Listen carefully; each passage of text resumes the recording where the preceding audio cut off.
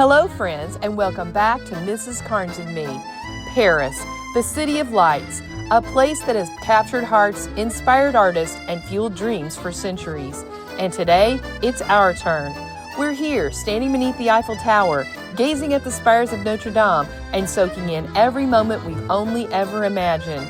And of course, no trip to Paris would be complete without a few croissants, a little confusion with directions, and at least one attempt at saying bonjour that makes someone giggle.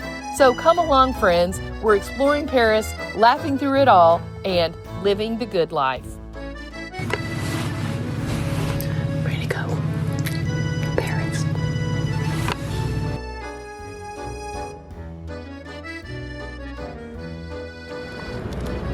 It's dark this morning. Early at the train station. Go to Paris. Get a full day. It's 6 a.m. at Brussels-Midi train station, and somehow we're awake and headed to Paris. We're riding on Eurostar first class today. And the best part of this journey, breakfast is included. Salmon, some yogurt and applesauce, a smoothie, coffee, some bread, and a lovely breakfast companion who basically copied my order, except she got water instead of coffee. And I ordered first. Of course you did, as always. The Eurostar is such a smooth and comfortable way to make this journey. Just about an hour and 20 minutes, city center to city center. Our seats faced each other across a small table, perfect for chatting or watching the scenery roll by. Each seat had its own charging point, and the coach was quiet, calm, and not too crowded. A relaxing way to travel. Not a bad way to start your day. Next stop, Paris. The big train station. You're on. Good morning, friends. We're in Paris. Not Paris, Tennessee, or Paris, Illinois, but Paris, France. We got up this morning and took the first train from Brussels, Eurostar, to here in Paris. We've got a full day planned today to see all the sights and do all the fun things that we can in one day in Paris. When we started mapping this itinerary out, and Mrs. Karnes realized that we could take a day trip to Paris, her face lit up. You're going to hear some very fun facts about the Eiffel Tower. We do have tickets to go to.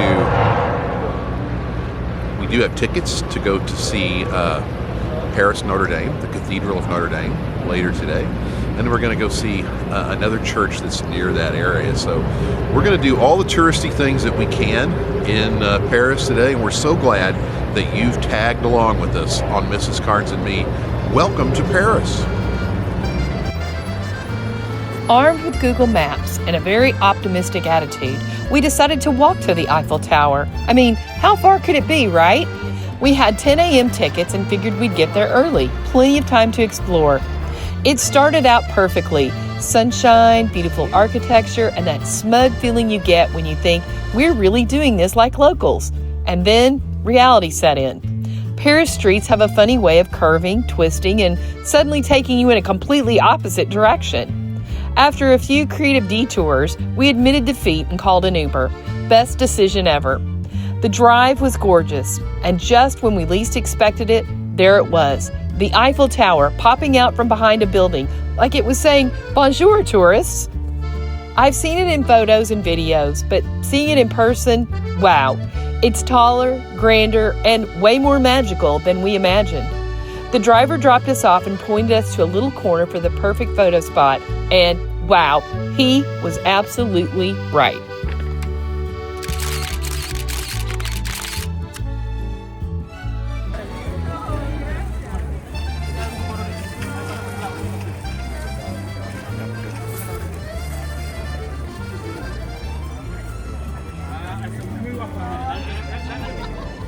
What do you think? It's quite amazing. It's way bigger than I thought it was. It's big, isn't it? Twice as tall as the Washington Monument, almost.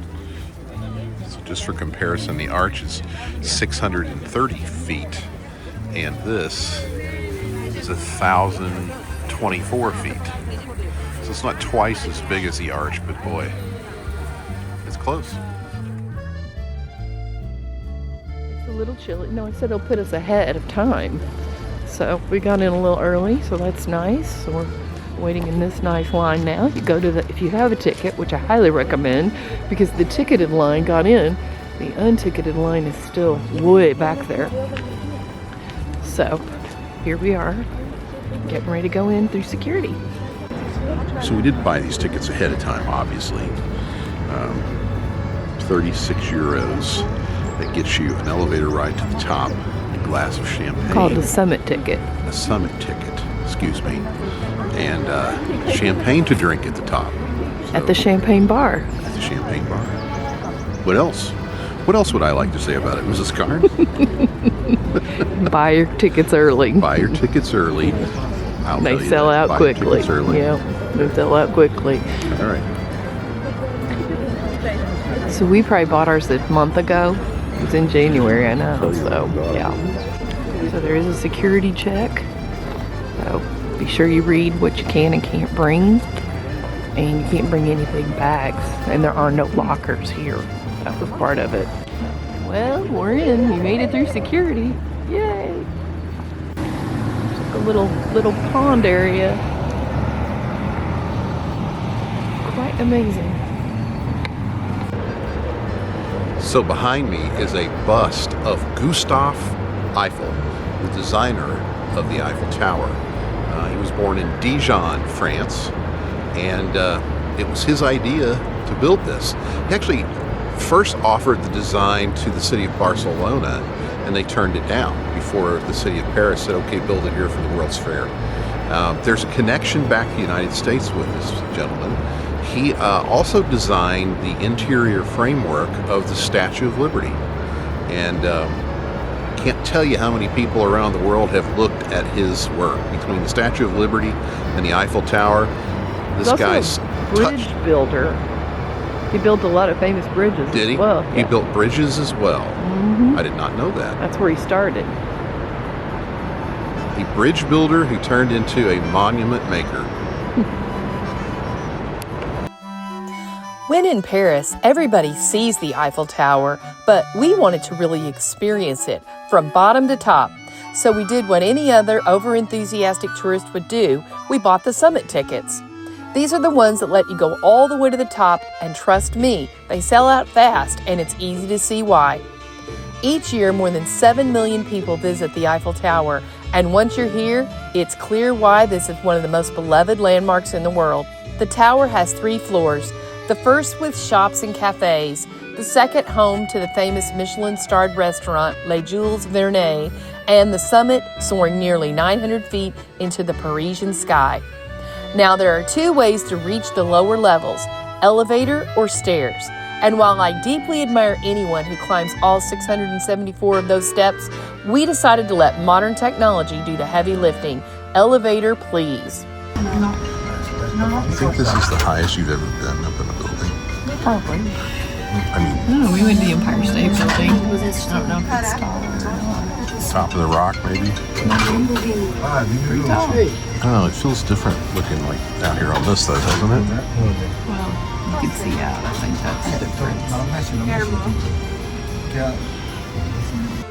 We went straight to the summit first, and wow, the views were absolutely incredible.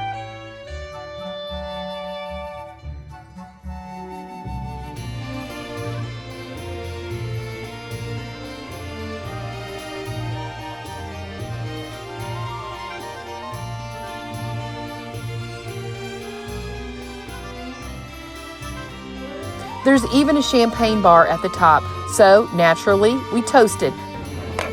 Cheers.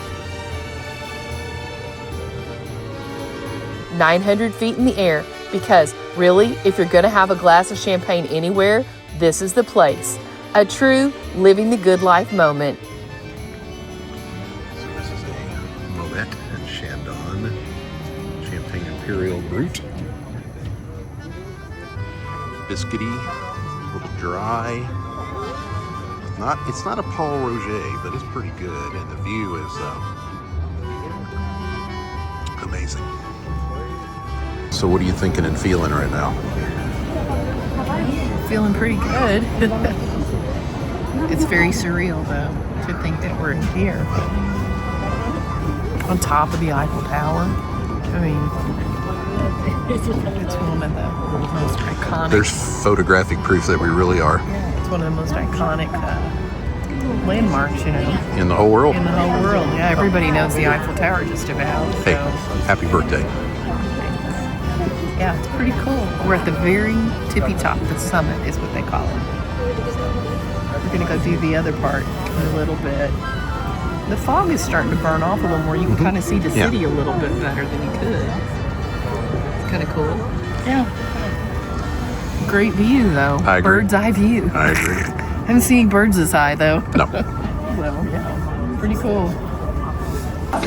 So we were pleasantly surprised that the crowd up here is not nearly as bad as we thought it would be. Of course, we're in the off season. It's Mrs. Karnes' birthday, you know when that is. So I think we might find a bigger crowd when we go down one level. As we made our way down, each floor gave us a new look at the city. Different heights, different angles, all equally stunning. And on level 2, we treated ourselves to macaroons.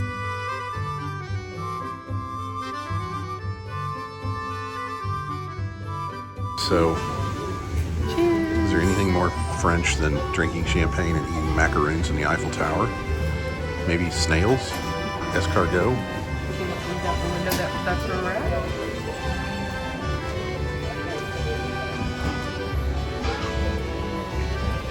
Champagne and macaroons at the Eiffel Tower. I mean, can life get any better? Each view, each floor was a new way to fall in love with Paris all over again.